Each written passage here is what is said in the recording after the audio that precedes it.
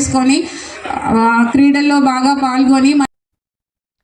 విజయనగరం జిల్లా భోగాపురంలోని అల్లూరి సీతారామరాజు అంతర్జాతీయ విమానాశ్రయాన్ని ఆగస్టు 1న ప్రధాని నరేంద్ర మోదీ ప్రారంభించనున్నట్లుగా మంత్రులు కింజరపు అచ్చెన్నాయుడు, కొండపల్లి శ్రీనివాస్ తెలిపారు. ఇక ఆగస్టు 17 నుంచి పూర్తిస్థాయి సేవలు ప్రారంభమవుతాయని, ఈ విమానాశ్రయంతో ఉత్తరాంధ్ర ప్రజల చిరకాల స్వప్నం నెరవేరిందన్నారు. సీఎం చంద్రబాబు దూరదృష్టి ఫలితంగానే ఈ ప్రాజెక్టు సాకారమైందని పేర్కొన్నారు. తోటపల్లి అక్కడే పడుకొని చంద్రబాబు నాయుడు తోటపల్లి ఇనాగ్రేట్ చేశారు. 5 సంవత్సరాలు ఒక పైసా ఖర్చు పెట్టలేదు. ఏ జిల్లాలో ఇరిగేషన్ మీటింగ్ అయినా, డిడిఆర్సి మీటింగ్ అయినా పిల్ల కాలువలు లేవు, పని జరగలేదు. అంటే 5 సంవత్సరాలు ఒక పైసా ఖర్చు పెట్టలేదు. మళ్ళీ ఇరిగేషన్ని శరవేగంతో ముందుకు తీసుకెళ్ళారు.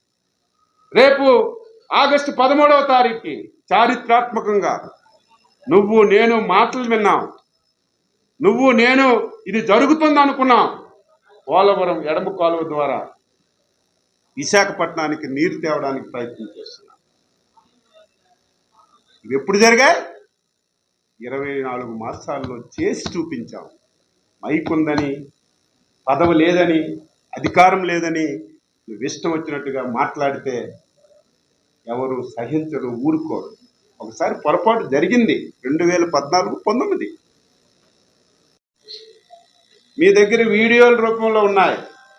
భోగాపురంకి ఎర్ర బస్సే రాదు, ఇక్కడికి ఎయిర్ బస్ రావాలని చెప్పి చంద్రబాబు నాయుడు కలలు కంటున్నాడు. విశాఖపట్నంలో బ్రహ్మాండమైనటువంటి ఎయిర్పోర్ట్ ఉంది.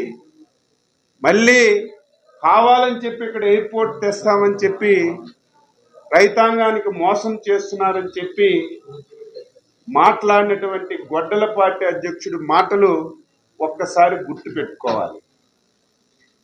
తోటపల్లి అక్కడే పడుకొని చంద్రబాబు నాయుడు తోటపల్లి ఇనాగ్రేట్ చేశారు.